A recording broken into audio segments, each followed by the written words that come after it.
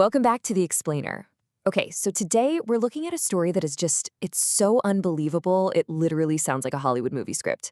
But every single part of this actually happened. We're going to dive into one of the most audacious historical capers ever attempted. It is an absolute masterclass in human psychology, deception, and honestly, just sheer nerve. Let's just dive right into it. Have you ever actually imagined someone selling one of the world's most famous landmarks? And wait, I want to be incredibly clear about this right off the bat. We are not talking about stealing it. We're not talking about damaging it. We are talking about literally selling the whole shebang. Back in the 1920s, this one guy somehow managed to convince a group of very wealthy, very experienced businessmen that the Eiffel Tower was going to be demolished and sold off for scrap metal. And the craziest part? He actually walked away with the cash. So, to understand how on earth this happened, we've got to look at the man behind the con. His name was Victor Lustig. Now, Lustig was definitely not your run-of-the-mill 1920s criminal.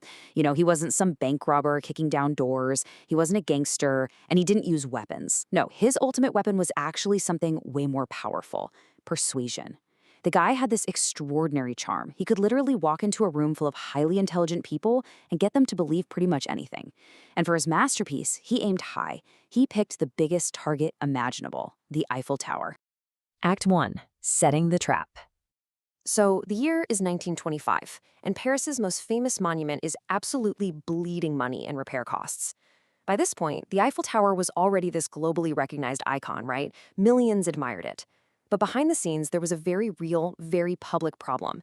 The tower was just astronomically expensive to maintain.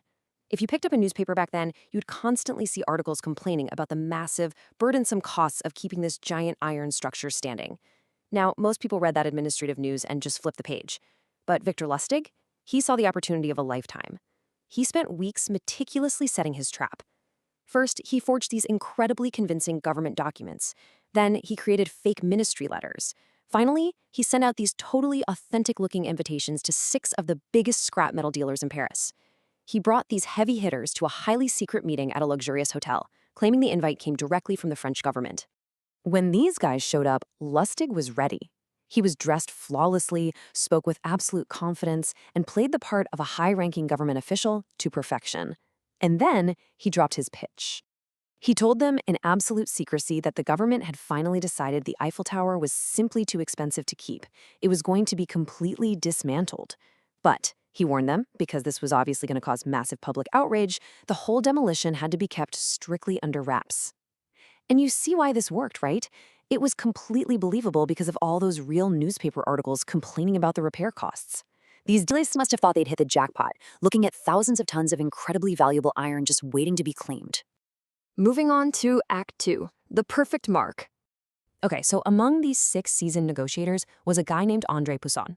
Now, Poussin had money, sure, but what he really wanted was to secure his status among the Parisian elite. He desperately needed to prove himself. And Lustig, being this absolute master at reading people, he spotted that deep insecurity right away. Because a truly great con artist doesn't actually go for your wallet first, they go for your emotions. Lustig pulled Poussin aside for a private chat and subtly hinted that, as a public servant, he was struggling on a meager government salary. Basically, he was asking for a bribe to guarantee Poussin the contract. Now, here's the profound irony of this whole thing. You'd think a guy asking for cash under the table would be a massive red flag, right? But for Poussin, it was the exact opposite. It was the psychological trigger he needed. He figured, well, government corruption is everywhere, so why would a scammer ask for a bribe? To him, the bribe actually proved Lustig was a genuine, corrupt government official. It's just wild. Because of that brilliant bit of psychological manipulation, Poussin handed over a massive sum of money. He paid for the lucrative scrap contract, and he paid the bribe on top of it. Lustig took the cash and, predictably, vanished into thin air. Days go by, then weeks, and eventually the terrifying reality sets in for Poussin. There's no contract, there's no demolition crew, the Eiffel Tower is very much still standing, but this is where Lustig gets his ultimate payout: the silence of embarrassment. Imagine being a respected businessman and having to admit to the police and the public that you just bought the Eiffel Tower from a fake official. No way. He was way too humiliated, so he just stayed perfectly silent. No police report meant Lustig walked away completely clean, rich, and totally free. Which brings us to Act 3, the audacious sequel. Now listen, most criminals, if they somehow pulled off the absolute heist of a lifetime and escaped clean, they take the money, retire to a beach somewhere, and never push their luck again, right? Not Lustig. His ego was just off the charts. Just a few months later, he travels back to Paris to run the exact same Eiffel Tower scam a second time. I mean, let that sink in for a second. The sheer audacity, the psychological madness to think you could pull this exact same trick off again so soon. He used the same fake government story, targeted a brand new group of scrap dealers, and literally tried to sell the Eiffel Tower twice.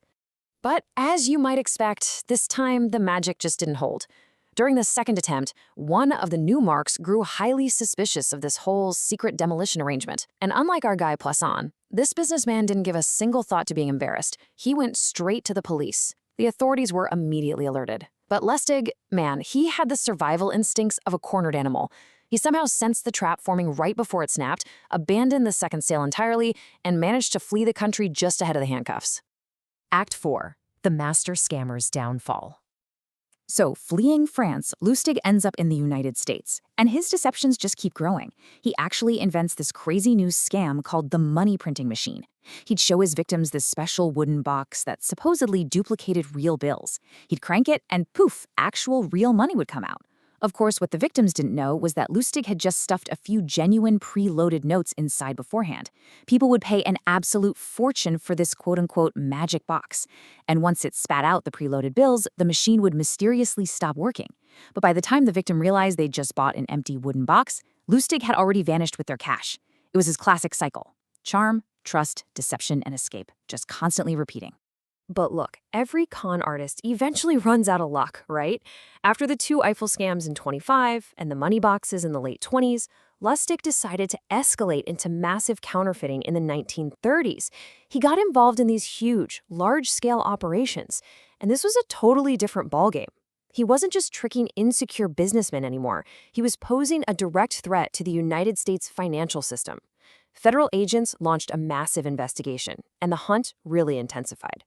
After years of outsmarting victims and local cops, the pressure from the feds was just too much. They finally caught up with him. He was arrested, convicted, and the man who actually tried to sell the Eiffel Tower twice spent his final years sitting behind bars. The psychology of deception. So, what's the big takeaway here? How did highly intelligent, wealthy, experienced businessmen fall for such an absolutely unbelievable lie, not just once, but almost twice? Well, it all comes down to human nature. As humans, we inherently trust absolute confidence. We trust people who look and act like authority figures. We trust official-looking papers with fancy stamps on them. And maybe most importantly, when an opportunity is dangled right in front of us that seems just too valuable or too exclusive to ignore, like, say, buying the scrap metal of the Eiffel Tower, our greed takes the wheel, and logic is basically thrown in the trunk. Lustig's true genius wasn't that he was selling metal. He never actually sold a real contract. He was a master at manipulating human emotion to sell pure belief. Today, millions of tourists visit the Eiffel Tower every single year. They're taking selfies, completely unaware of Victor Lustig and his incredible scam. But hidden right behind that iconic monument is a story that all started nearly a century ago, when one guy looked up at the most famous structure on Earth, didn't see an immovable monument, but instead asked himself one simple, highly provocative question: what if I sold it? And somehow he actually did. Thanks for joining me for this explainer. Keep questioning the world around you, and I'll catch you next time.